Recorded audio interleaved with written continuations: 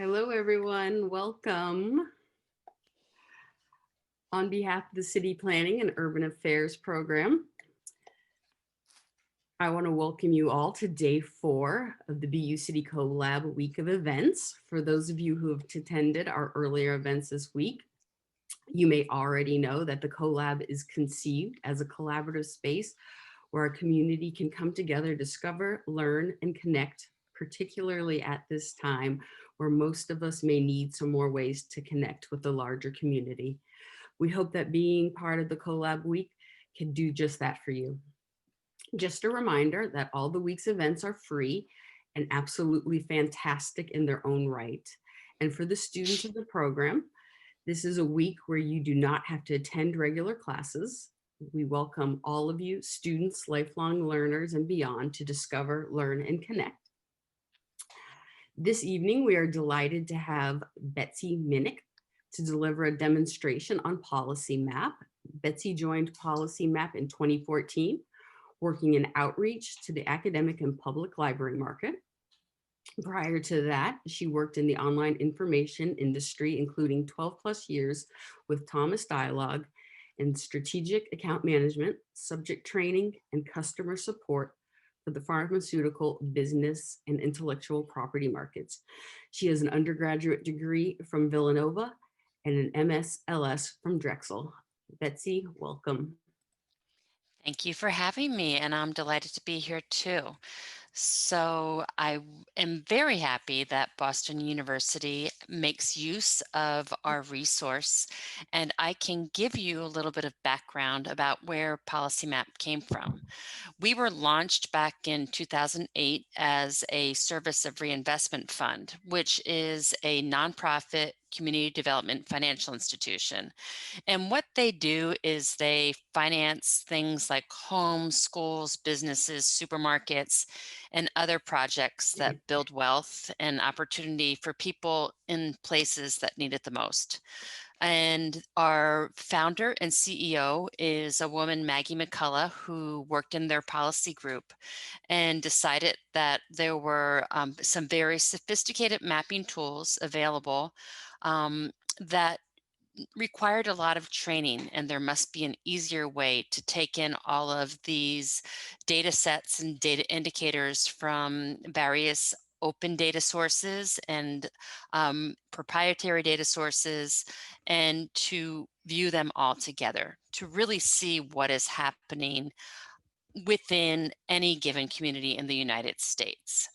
So the good news is that we do have a wealth of support materials for you. So if you don't catch everything that I talk about during my demonstration this evening, that's fine.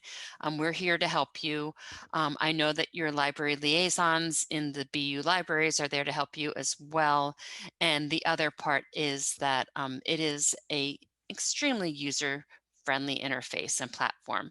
And if you've cracked the code with some of the more sophisticated tools for GIS or mapping, then you're all set. So don't worry about a thing. If you take a look, and I'll just double check to make sure that I am sharing my screen. Am I? I'm not sure. I might need to. Let's see. Andrea, am I sharing my screen?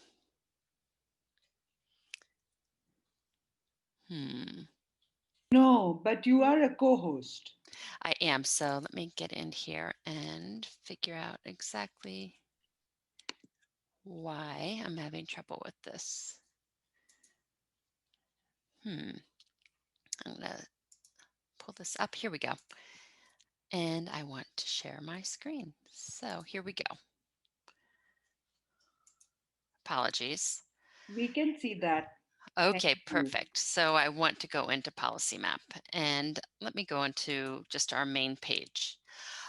Please note that you can go into the library.bu.edu and just search for our database. And if you are accessing via proxy, you should have no trouble going in to Boston University's own custom interface for PolicyMap. And if you go to bu.policymap.com, also note that there is an option in the upper right-hand corner to create an account, and this will give you the ability to set up your own password, and that way you can have your own private workspace for your uploaded data and any custom regions that you create or any data that you share. So I highly recommend that. And the other good thing about that is that after you graduate, you still have a few months to go ahead and use your account and take advantage of your access to PolicyMap for a few months. So make sure you take advantage of that. The other piece is from our main web page, we have lots of good information. So if I just go to www.policymap.com, if you have if you need information about specific data indicators, what the sources are, how far back they go, know that you can go into the /data webpage and download and see exactly what's there. And the most frequently asked question is, where does the data come from? Well, it comes from about 150 different sources. It is not just census data, but this chart that we're looking at, or the one that you download that is even more complete right here, will show you how granular the data is and whether or not it's available, just at the county level or zip code level, or if you can view all the way down to the census tract or even the block group. So keep that in mind. The other important piece here is PolicyMap support. So if you don't catch something I talked to you about today, there are tutorial guides, there's free public training twice a week, there's short videos, more help than you can imagine. And there is this email address, info@policymap.com, where you can talk to a member of our data team who are all data analysts, who are the ones going out and curating and standardizing and publishing this data. So they can talk to you about the methodology and how it's collected. If you see something that doesn't seem right to you, they can talk to you about that as well. So really, really good resources. Can you tell I'm a librarian? I'm trying to show you where to find things and how to get to them. However, if we go ahead and get into the actual map, there are, in fact, two different versions of PolicyMap. We have our legacy platform, which has all the functionality that you need. But over the past year, we have been migrating to a newer platform, and I'm going to show you a little bit of both. Because right now, a few of the things that you'll want to be able to do using PolicyMap, including downloading the data for use in other tools or uploading your own data, you can only do within the legacy. And within the next few months, that is going to change. So the new platform is beautiful. It has better zoom levels. You can use it in any device, using any device. So you can use it on a smartphone or on a tablet. This is, 2008 technology that was created even before a smartphone was created. So it's time to upgrade and move over to the legacy platform, but give us another month or two until everything's there on the new platform. But for now, you can move back and forth between the two. You'll note at the top upper left-hand corner, it really is a summary of the things that you can do using this tool. So you can just simply and easily go in and create a map using any of these data sets or indicators that you see at the top of the tool. So there is data related to demographics, incomes and spending, housing data, lending data, quality of life.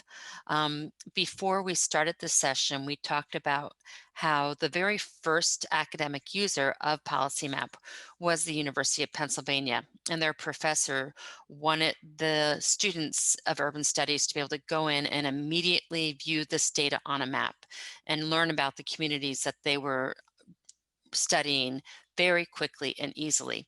So if you just simply go in and you're just looking at something as simple as population,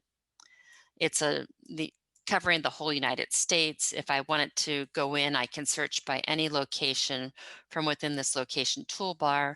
So if I'd want it to go to Suffolk County, I can do that. If I'd want it to go to a specific zip code, I can do that. Completely clickable, zoomable map. And this legend is also something that can be changed. So if you'd want it to change your variable to view changes over time, so the percent change since 2010, if I'd want it to change the cut points. So if I'm more interested in looking all the way down to a block group, I can do that, or a census tract. I just need to zoom in and I can see, where there is population changes and where there's population growth in and around the Boston area. From here, you'll also note in the title, if you click on the title, it gives you all of the background information about the data, where it's coming from, how it was collected, and will give you, information about if there's something special about the data. Through demographics, there's some really, really interesting information here. You'll see that there's information about different racial groups or ethnic groups. There's a diversity index or predominant race or ethnicity map that you can quickly and easily create. There's also a map that'll allow you to take a look and see, predominant language, excluding English and Spanish. And from here, if I'd wanted to take this map and share it with others, I could quickly and easily do that. Do you see at the top of your screen, you have the ability to go in, you can print this map and create a very high quality image. And from here, you can import this into your papers or reports. You can go ahead and you can download the data in this map. You can share this map, and you can share it by either email, embedding the map, or any of your social media. Or you can save this in your own personal workspace. And if you remember, I showed you that you would create your own account. So over in the My Data tab is where you will go back if you save any data sets, and you can share that with other people if you're working on a team. So as we move past the demographic data, and you'll note that there's some interesting data sets like household type and sizes, racial data, information about the family types. And as you move through the categories, you'll see that there aren't just data layers, but there's also data points. But for instance, we have data in here about median family income, and you're really able to quickly and easily see the disparities between different areas. So if I click through, if I have a specific zip code that I wanted to see, for instance, 01840, oops, I'm not typing into the location toolbar. I can either look at the zip code tabulation area or the zip code, and you're able to quickly and easily pinpoint what's happening within a specific block group or census tract. And I can change the shading again and see what's happening. And I can see, differences across the river and across the highway, where this area, the median family income is $36,000. And if I go over to the east, it's $116,000. So quickly and easily see that data. As we move through incomes and spending, you'll also see that there's data related to income by place of childhood, information on minimum wages, people who are living in poverty, and that's broken out by race and ethnicity, or by age or veteran status. And you'll also note that there's some unique and premium data here, data about consumer spending habits. How much are people spending on housing? How much are people, what are their medical spending estimates? How about location affordability? So if I'm taking a look at AMI and I need to see, how how that all fits in with housing and transportation affordability. I can pull this up here.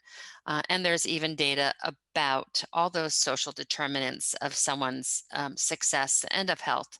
So there's data on food insecurity, there's data on the cost per meal, data on those who are receiving free and reduced lunches and SNAP and WIC benefits. When we move into housing and as city planning students and urban planning students, this might be your wheelhouse, but as you take a look, there's data here, home sale data and home value data, which is data that was, a lot of it is census data, but there's also data here from PolicyMap and Zillow, where this is calculated for specific home sales, but not just regular homes. You'll note that it's there for single family homes and then also for condos and cooperative housing, because not everybody, especially in an urban area, lives in a single family home. So being able to figure this out pretty quickly and easily is great. If I take a look even just at median values, and I zoom out a little bit, I can really tell again, the differences between specific areas. And as I click through, I can see, this is actually, I happened to click on one that had insufficient data. And we'll have to ask the census about that. But you can see, the median home value, and you can also look at the percent change over years, so you can easily pinpoint areas where there's gentrification as well. So here, these areas where the home values are shifting downward or where they're shifting upwards. And here it's almost 50% over the past 5 years for this small census or for this small block group. So you might consider that maybe there is new housing or something different that's happening here within this area. And again, lots of really fascinating data on the median rents, on the number of units, fair market rents. And then there's also, and when we look more and more at housing quality and economic and social disparities, there's data here about housing needs or repair needs, data about lead exposure risk. And on a scale of 1 to 10, where those dark purples are areas where there's a much higher risk of exposure to lead in these homes, you can really see, what's happening. And of course, here I am in Worcester, and you can see in some of the older urban areas, the big differences between some of the newer areas with newer homes and condos and housing. So you really get an idea of what's there. And in addition to this housing data and the lead exposure risk data, there's some other data under quality of life that might be of interest to you. And these data points are really fascinating. So you might look at something like, where are the brownfields? And where are the Superfund sites? And from here, you can see this area here where there's already, a high level of lead exposure risk. And then you also have, all of these specific areas. And what you can do is you can create your own custom region to capture this. So if I'd wanted to, I could download this data. And if I click on download, I can download those data layers, and I can download those points, or I can download both layers and points together. But if I wanted to get a list of these brownfields for a specific location, I could do it for the whole zip code. I could do it for the entire United States or the whole county. Let me see, I'm not sure if that's Lawrence County or Essex County, but you get the idea that I could just choose my county and then choose the geography that I want to download that for and pull down a whole list of the brownfields within that county by whatever geography I choose. And that comes to me downloaded in a CSV spreadsheet. But I can also create a custom region. So I can either draw that area on a map, or I can assemble it or do a radius around a specific address. But if I simply go in here, I'm trying very hard to create this. Sorry, guys.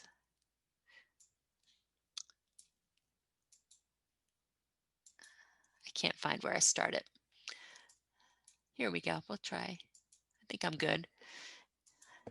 Not exactly a beautiful, but I'm just going to call this my area of interest. And I'll save that. And from here, I can just go down and I can download the data from here, or I can just see a list of those brownfields or Superfund sites right there within that area that I just highlighted.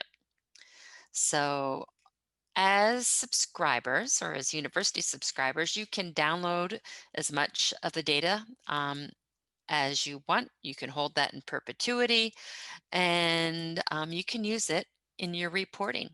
So it's a great little resource for you. And what you can also do is you can create a report from here. So if I click on get a report, I can go ahead and get a community profile for this area that I just created and preview that area. And it's going to go and get the underlying data that I just, that's available on PolicyMap, and just give me really a tear sheet of that area. So it's going to tell me what census tracts are located within this area of Worcester County. It's going to give me information about the school districts and population trends within the area. It will give me the racial characteristics and age distribution. It'll give me data about the income levels of this specific area that I just created, and also about the families and households within it, and then information about the housing type. So the majority of people within this area live in units and small apartment buildings, and then it gives me the comparisons to the county and to the state. There's data on vacancies from Vacancies, and this is the company that does those flyers that you get in the mail that we all recycle pretty quickly. When they don't get returned, they take the data and they figure out, where the vacancies are within a specific area. There's data on employment, and this is data that is updated monthly and provided as soon as BLS does give that to, or does publish that data. And then data about the industries where the people who work in this community are working within. So, very quick and easy way to figure out what's happening. There's crime rates from the FBI uniform crime reports too. So that community profile report is extremely useful. And in a minute, I'm going to show you a better report too, which is the community health report as well. Let me go ahead and I'm going to reset my map. And I'll just show you a few more of the interesting data sets that we do have here. I'm going to go back into Suffolk County. You'll note that there is data related to lending. So there's data on mortgage loans and were there areas where people have high cost mortgages, where their mortgages by specific race or ethnic groups, by the borrower's income, and also mortgage loan denials. And this is a relatively new data set. So you can go in, and we have a recent blog if you have the capacity to read more blogs right now. Our data team publishes a great one focusing on data related to what we're working on at PolicyMap. So here you can take a look and see those areas in and around the Boston area where there's a large number of loan denials denied to Black applicants. And you can also take a look at this by census tract, by county, metro division areas. Under quality of life, you'll note that there's data related to computer and internet access, access to transit, so information on public transit, on vehicles per household, job and worker accessibility, and also data on social vulnerability. So when there is a human or natural disaster, where are there populations of people who are most vulnerable during these times? And it could be for a number of different reasons. If we take a look in downtown Boston in the North End, they look like they're in pretty good shape. If we take this little area right here, you can see in this census tract, it's a high level of social vulnerability because of socioeconomic status or because of minority and language categories or housing and transportation. So really interesting. And we also have boundaries. So if I scroll down just a little bit, you can see, maybe I want to take a look and see where are these flood zones. So if there's a storm, and we're taking a look at this, we have these areas that are more highly socially vulnerable, and they're in a flood zone as well. So really, really interesting here, this one little area up here. And you can see the darker reds are the area of higher flood risk. So the ability to look at those flood zones and then layer that data as well is really, really helpful. Also under quality of life, we have data related to access to parks. There's also data from Reinvestment Fund, the company I told you that we came from, which shows limited supermarket access. And let's get off our flood zones. And here we can see those areas where there is less access to fresh foods and healthy foods. And these purple areas are considered limited supermarket access. But we can also take a look and see where there are grocery retail locations, where the farmers markets are, where the SNAP retail locations are. We can filter that data out and see, okay, these areas right here, there are just, for this one area around Jeffries Point, there's really just limited supermarket access. So there's the Sumner Market, there's the Station Grocery, not exactly a place where you're going to get your fresh fruits and vegetables. And you can really tell, you know, the difference and the divide, the social divide with people getting access to fresh and healthy foods. Now, this is really great because I've been showing you just these single layers, but sometimes you want to take a look at that all together. So maybe you do want to see where there's limited supermarket access or there's social vulnerability and a high area of high poverty, or where there's a specific health condition. And that's what I'm going to show you next. And in the legacy platform, you can create a map up to 3 layers. In the new platform, you can create up to 5 layers, and you can and or your data layers. So it's pretty exciting. But if you take a look here, maybe what I want to do is find out where there is a large number of people who are Black or African American who are living in poverty. You'll note that everything on my map right now is purple, but I have a slider, or I can put in a specific percentage and really pinpoint areas a little bit better. And I have this area right here around Faneuil Hall. Pardon me. I go to 25%. And then maybe I also wanted to see where there is lower educational attainment, where there are people with some high school or less.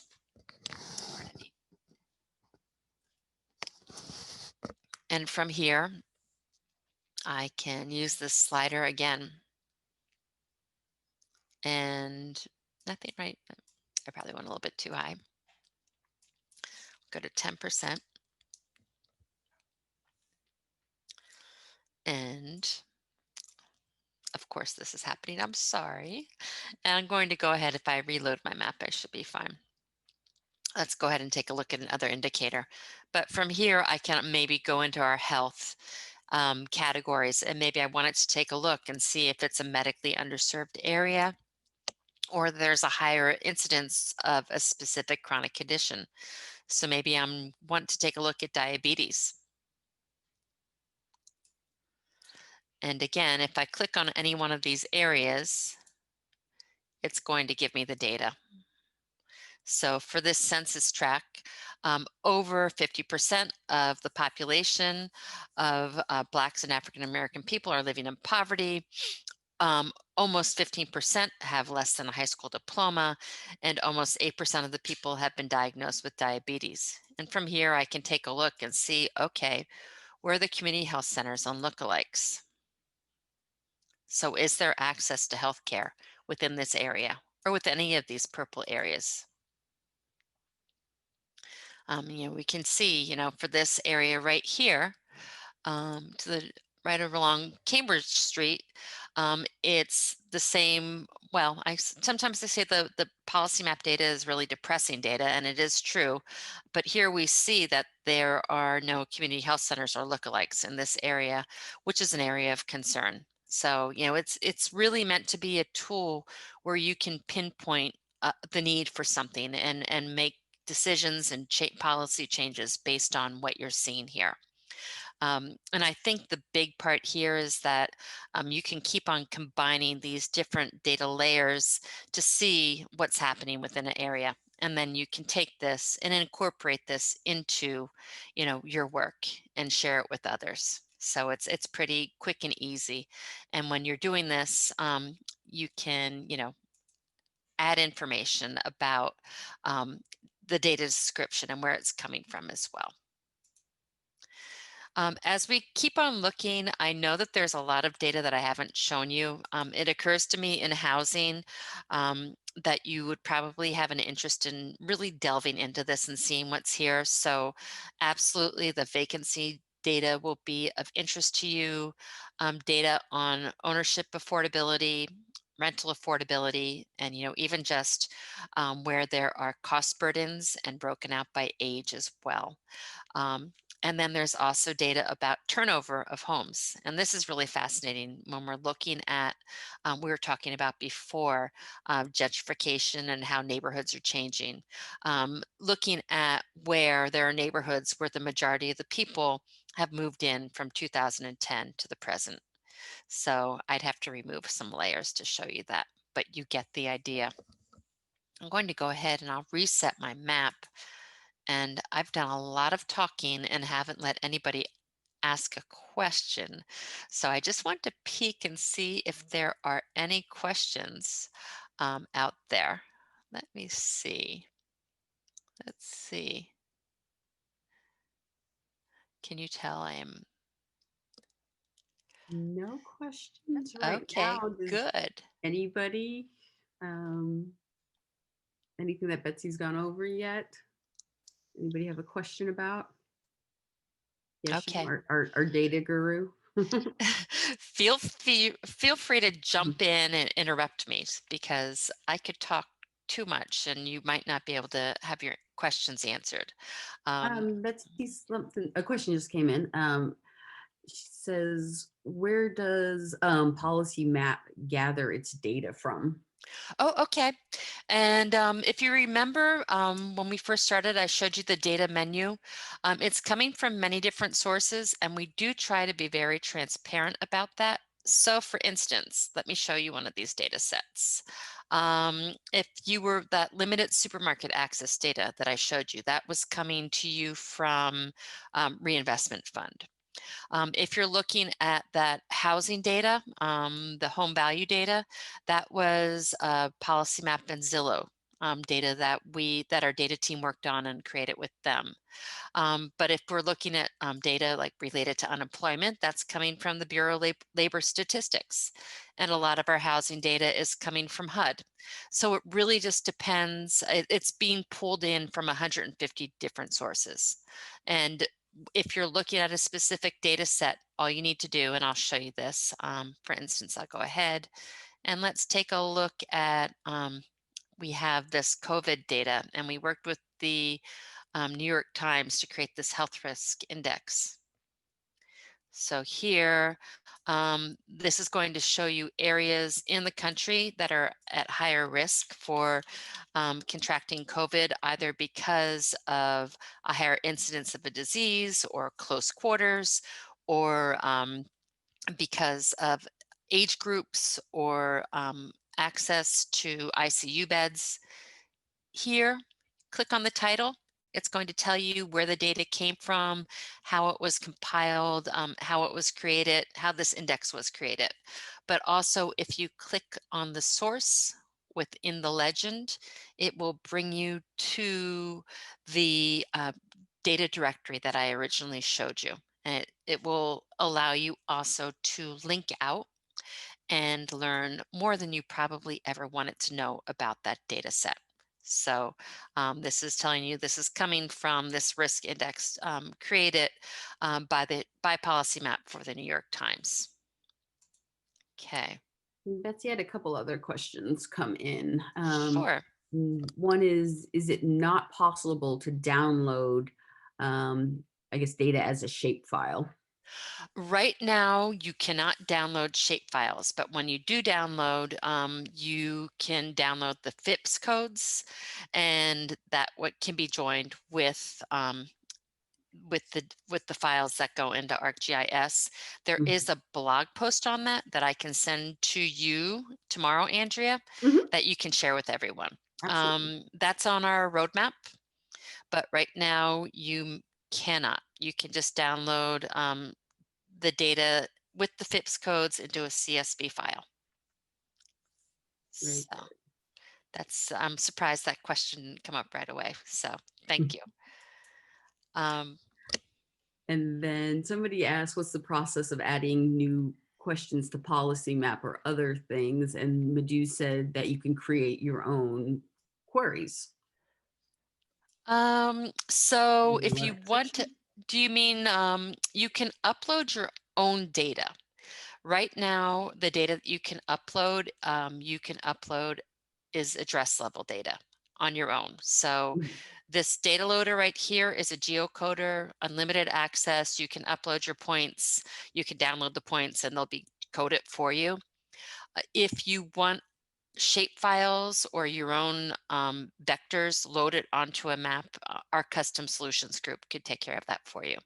So they work with some of our subscribers to create, their own custom interfaces, their own custom reports, and in the future, hopefully you'll be able to upload your own shape files as well. Pablo, feel free to ask the question if you feel like there might be something more you want to add.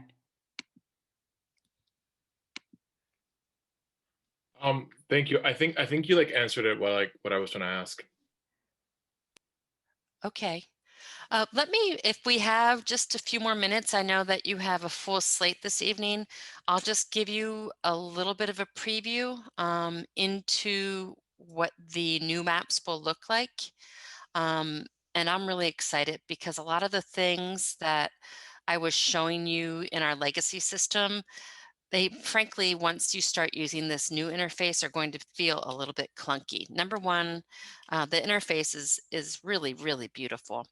And you can really, zoom in and get an idea, a little bit better of what's happening within a specific city or rural area. It's using OpenStreetMap and map tiers, so you'll see building footprints, and we're really excited because within the next over the next year or so, we're going to have parcel data as well. So that's super exciting for any urban planners. That's pretty powerful, yes. So I know that that's something that our VP of product development is just over the moon about. So as soon as that happens, there will be an announcement about that. But if you just even take a look, if I go ahead, I'm going to take a look and show you the social needs index, which is an index from new localism advisors out of Drexel and the Brookings Institute. Let me see, it's the index relative ranking for composite social need. If you take a look at this, and let me zoom out just a little bit, you'll see that you can just mouse over and get that data pretty quickly. If I'm looking at a specific health indicator, let me see. I need to move that for a second. So for instance, if I was looking at something as simple as life expectancy, really I can mouse over and see that a little bit better. And I can choose just what I'm looking at and just look at specific ranges. The ranges are easier to adjust. So you can really, there's a lot more customization that can happen here. And it's really, quite pretty, I think. And when you zoom in, you'll actually see the building footprints. You can tilt and look at this in 3D. And you can, I didn't want to do that. You can also, move around the map and look at rotate the view. So if you wanted to take a northern view or a southern view, I think maybe it might just be eye candy, but I think it's pretty special. So I'm excited about that. If you take a look too, the multi-layer maps are better. So now here I am, and I'm looking at the Charles River, and I can choose, maybe I wanted to see home value, median value. Let's see if I can break these maps tonight. It seems like I'm trying my best, doesn't it? Come on, load. Okay, come on, PolicyMap. Betsy, while that's loading, there's a couple other questions that came in. One Sure. is all the data downloadable?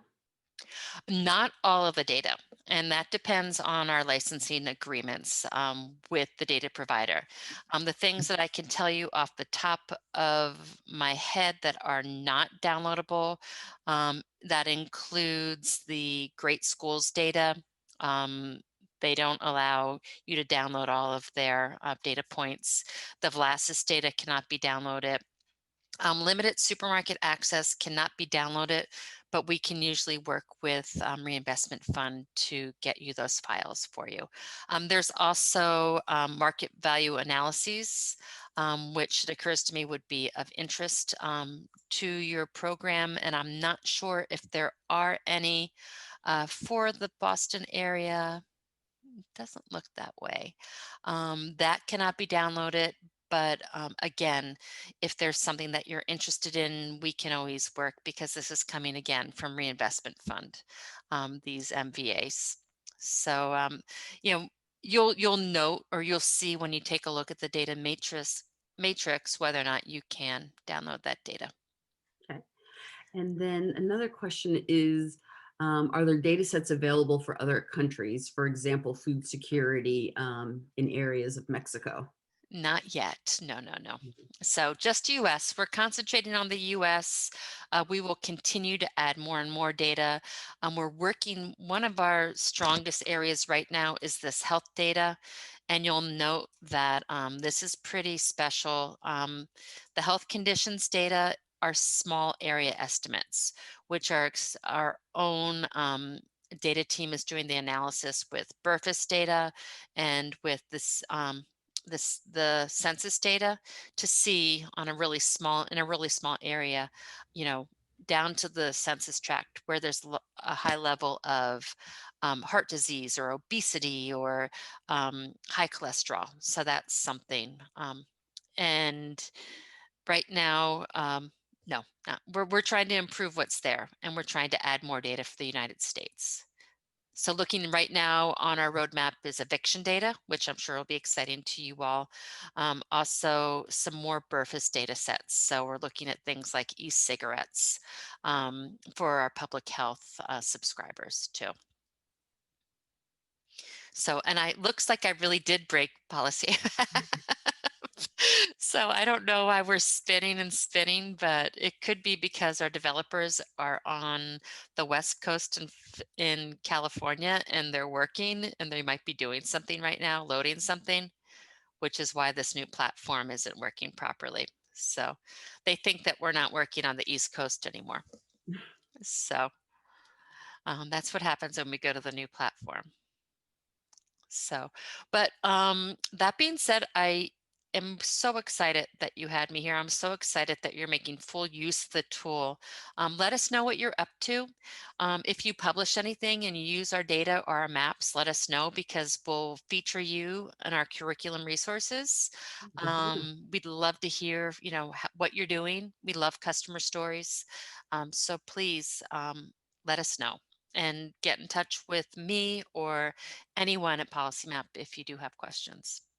Great. Thank you so much, Betsy. We really appreciate you being here and sharing this with us. And I think one of our housing classes might use it a little bit. I'm not for sure. So if they have anything cool going on, then we will be sure to send that your way.